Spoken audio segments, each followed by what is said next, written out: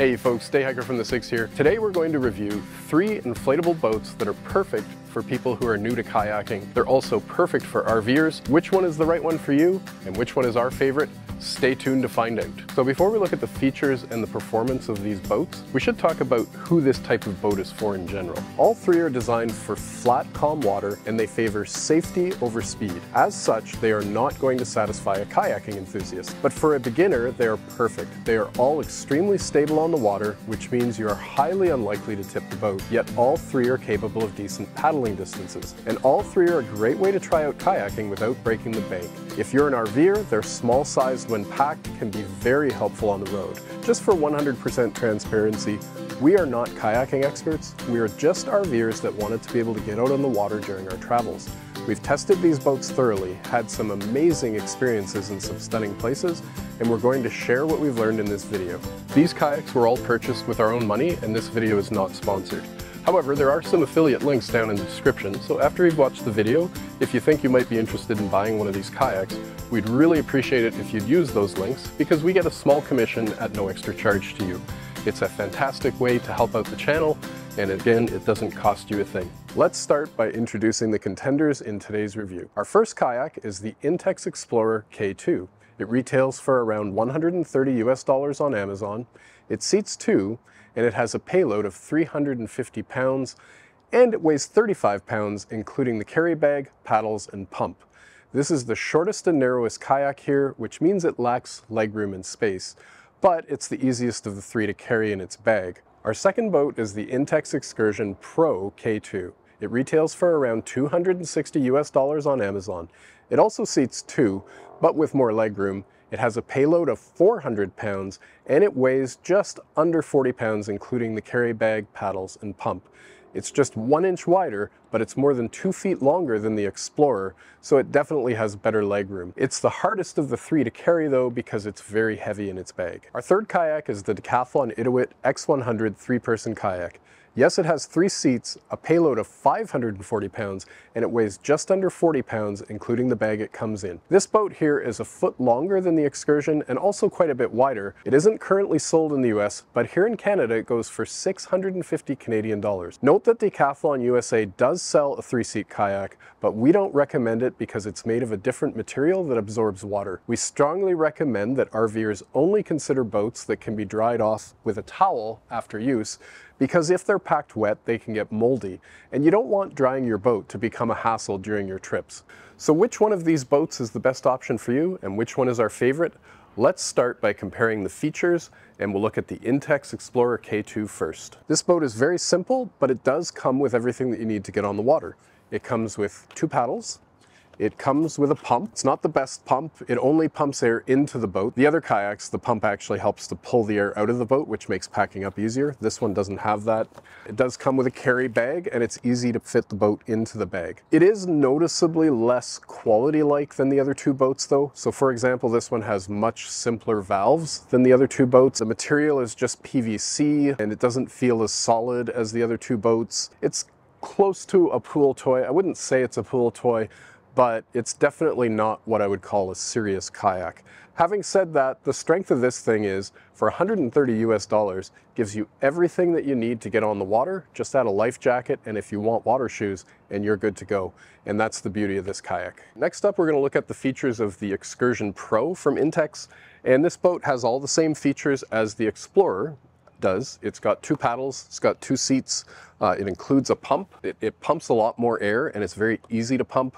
And it also comes with a pressure gauge so that you know that you've pumped the correct amount. With the Explorer, you actually have to use a tape measure in order to get that right. It also comes with 2 skegs. So this is the same skeg that the Explorer comes with, but this one also comes with a shallow water skeg, which is a nice feature. You have D-rings, which can be used to tie down gear, and it also comes with 2 fishing rod holders. I don't know that I'd want to put a $500 fishing rod in here, but nonetheless, you have them. It's a nice feature. They come with footrests, which make a big difference in comfort, so that's another great feature. We've got this extra cushion, which you can put under either of the seats to elevate your seating position if you want to. Another fishing accessory, so you've got this fish finder holder that you can attach accessories to. And you've even got this cell phone / GoPro holder, which is a neat feature as well. In addition to all of these kind of cool features. You also have 3-ply PVC construction, so it's a much more solid boat than the Explorer. And this one is more what I would consider getting into that real serious kind of kayak thing. It is double the price at $260, but frankly, I think for $260, with all of the features that you're getting, the added comfort and legroom and extra payload, I think it's well worth the extra money. Now it's time to look at the features of the Decathlon Itiwit 100 Plus. Now obviously one of the biggest features is a third seat. This boat in general though takes a different approach than the Intex, so you're only getting the boat in the package. Everything else you kind of have to add as extra. Well, you do also get these 3 skegs. It does have one really nice feature which makes a big difference, which is the bag is actually a backpack. On the other two it's more just a bag. You kind of have to carry it like this as opposed to being able to put it on your shoulders. So that does make this boat a lot easier to carry. By the time you've added 3 paddles and a pump, you're actually going from $650 to $820 Canadian. How are we justifying that extra cost?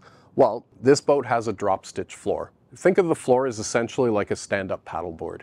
And what that means is that the boat offers more performance and it's just more solid in the water. It doesn't sort of sink down where you're sitting because it's just that much more solid in the water. So that is a really nice feature to have, and it's taking this boat up to a different level of technology for inflatables than the other 2 kayaks. I really feel that this boat should include foot pegs, as that would add both performance and comfort. And at the higher price point, I think that's something that should be included. But having said that, if you need to seat a third person, or if you need another 140 pounds of payload, this boat is your best option. And believe it or not, they even make it in a 4-person version if that's something you're interested in. All right, we're almost ready to head out on the water, but first we're just going to talk about how long they take to set up. So the Itiwit and the Explorer both took 23 minutes versus just 15 minutes for the Excursion Pro. So why the difference? Well, this Explorer has a lot more chambers to inflate. So there's 5 in the boat, and then the seats have 4 chambers that you have to inflate. And the pump that it came with just isn't as effective as the other 2 pumps. So that's why this one took so long. Now, the Itiwit takes longer because the drop stitch floor is actually a separate piece that has to be fitted inside of the boat, and that can be a little bit tricky. It's also just a much bigger boat, and the pump that it came with is just more physically demanding to use than the pump that came with the Excursion Pro. And that's why the Excursion Pro is the quickest. The pump is easier to use, and it only has 3 things to inflate. There's nothing to assemble. It's a very quick boat to put together. Now, in terms of tearing them down and getting them back in their bags, you're looking at, for the Excursion and the Itiwit, about the same, around 20 minutes. And it takes a few extra minutes for the Explorer, mainly because its pump doesn't help you deflate, so you actually kind of have to wrestle with the boat to get the air out. Otherwise, they're all more or less the same experience. All 3 of them easily fit in their bags, so it's not a struggle to get the boats in the bags, which is awesome. All right, let's head out in the water and see how these boats perform. Okay, we're in the water with the Explorer. I have to get out a little bit away from shore because the skeg is pretty long on this boat. I'm wearing water shoes as well, which I recommend. Just makes it a lot easier to get in and out and so on. And away we go. So we're inside of the Explorer K2 right now. This is the least expensive boat of the 3. In terms of performance, it is slower. It's noticeably slower. It's shorter and it's softer, so I think there's more drag in the water, so it's harder to get a good pace going on this boat. Having said that, it tracks very well. You know, you do see the front bobbing back and forth when I'm paddling, but it's still very easy to make progress on this thing. It doesn't like make big turns on its own while you're trying to go straight or anything like that. So tracking is quite good, but you're losing a bit of speed because of the softness of the boat. One thing you'll find is when you're out in the water that you'll need to adjust the seats every once in a while and just pull the back support forward a little bit to give you a little bit more back support. On this boat, it's really easy to do. You just kind of lean forward and just pull these straps. And it's also very easy to do on the Decathlon boat, but that's the one downside of the Excursion. It's not that easy to do. In terms of leg support, there is none. So you just put your feet out in front of you, and you know, if you're in the back seat, you can use the back of this seat for some leg support, but every once in a while you might just do this, or you know, cross your legs or what have you, just to stay comfortable.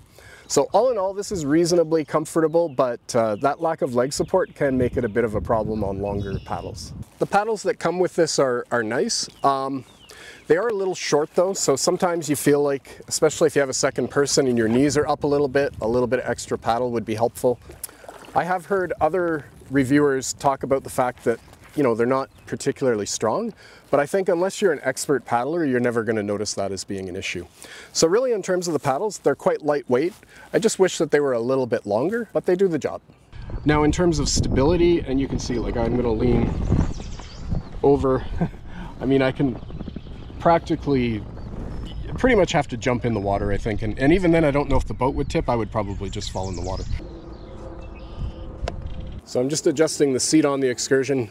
It's harder to adjust this on the water than it is the other two boats, so I think that's about tight enough, so we'll see once I get out there. Probably what you want to do is put it up on some grass and then make sure the seat is adjusted, actually get in the boat, make sure you're comfortable before you head out in the water, just because these straps are not as easy to adjust as the other two boats.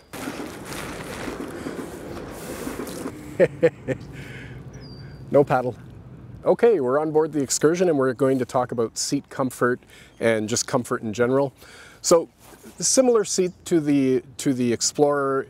Both the bottom and the top inflate. Just make sure you don't overinflate it. If it's really stiff, it's hard on your butt, right? Whereas if you just make it a little softer, then it's a softer seat. The big game changer on this boat compared to the other two boats is that it has these footrests. A kayaking enthusiast would probably sneer at these, but I'll tell you what, just compared to the other two boats, it makes a huge difference in comfort just because your legs are supported and they're not just kind of splayed out and hanging out there. So I give this one top marks for comfort of the three boats. Tracking is quite good on this kayak, so it generally goes where you're pointing it. It doesn't get upset too much by currents or by wind, so it's easy to keep it pointed in the direction you want to. And it feels like, you know, you get more progress than the Explorer for less effort, which is always a plus.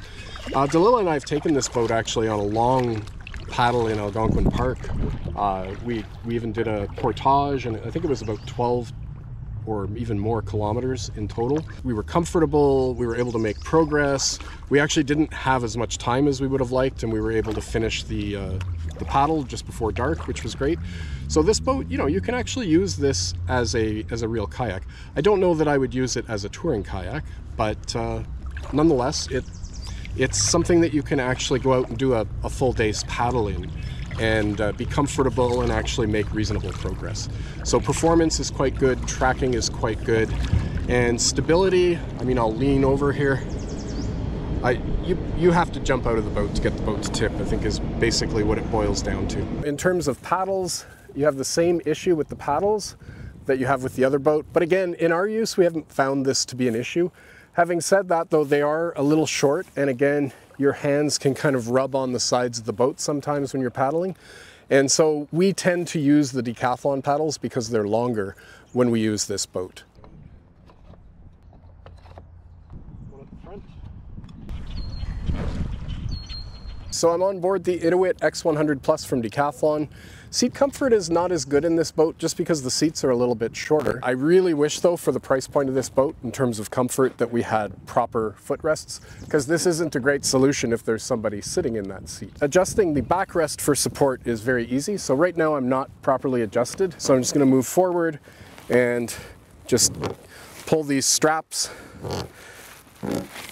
until I, you know, feel that I have enough support. And that's it. So it's much easier on this boat than it is on the Excursion. Now we're going to talk about the paddles. So the paddles are a little bit more robust and they're also quite a bit longer. I'll put the measurements up on the screen. And what that means is just that you're able to paddle without hitting the boat. This boat is also a lower profile in the water. So it's much easier when you're paddling to clear the sides of the boat. So that is an advantage for sure of this one. In terms of the strengths of these paddles, they are a little bit stiffer than the ones that came with the Intex. So all in all, I think we're going to give the paddles to the Itiwit for sure. Now let's talk about performance. And of course, we should see that we get better performance in this boat because it has a drop stitch floor. And even just sitting right now, I mean, I feel higher up in the water, the drop stitch floor is kind of spreading my weight out across the length of the boat. It's also the longest boat, so we should have great performance. Let's see how it does. Tracking is okay on this boat. It does feel like it takes a little bit more concentration to keep it going straight. Having said that, though, I feel like it's faster. It just feels like you're sitting on top of the water and less in the water, and so the boat's able to glide over the water a little bit better. So you're getting a bit of performance. And of course, hey, if you want to seat 3 people, I mean, this boat is the best option. Now, in terms of stability, I'm just going to lean over, and this boat is the most stable. I mean, again, I don't know what you'd have to do to tip this thing, but it would have to be pretty extreme. So stability is excellent. One of the great features of these inflatable kayaks. All right, we're gonna head back onto shore and we'll talk about which one of these would be best for you and which one is our favorite. Let's start with the Intex Explorer K2. It's perfect if you're brand new to kayaking and you just want to get out onto the water for an hour here and there to try the sport out. It's very stable, it's not going to win any races, but it does get the job done at an incredible price. If you find you love kayaking, you'll probably want to upgrade it to a better boat, but if you don't enjoy the sport, you won't be stuck with a really expensive boat that you're not using. Just keep in mind that if you need to seat 2 large people at once, this boat lacks legroom and payload, and so you should probably look at our next boat. The Excursion upgrades the experience of the Explorer on almost every front. It has 50 pounds more payload, it has more legroom, and it tracks and paddles better. It has higher quality materials, it's faster, and it's easier to inflate and deflate. For large kayakers like me at 6 foot and 215 pounds, the Excursion should be considered the starting point. I also find this boat the most comfortable of the 3, mainly due to the foot pegs, which brings me to the Decathlon Itiwit X100 Plus. Its big advantage is it seats 3. The drop stitch floor does feel more solid and so it glides better in the water. It also costs a lot more than the other Intex boats. Is it worth the money? Well, if you need to seat 3, yes it might be. I just wish it had foot pegs, as that would improve comfort in this boat. I recommend all 3 of these boats for kayaking newbies, as long as you don't overinflate them and you pack them up dry. They all should last for years. They all have a paddler they make sense for, but if I have to pick a favorite, and I guess I do since I said I would at the start of the video, I think the Excursion hits the sweet spot for ease of setup, comfort, performance, and value. When we go out on the water, we reach for the Excursion most of the time, although we do use the Decathlon paddles instead of the Intex paddles. I hope this video helps you if you're thinking of buying a beginner inflatable kayak. If you do decide to buy one, please use our affiliate links in the description. It really helps out the channel. And if you're interested in more outdoor gear, I'll leave links to our barbecue review and our dining screen tent up on the screen. Thanks for watching. See you on the next one.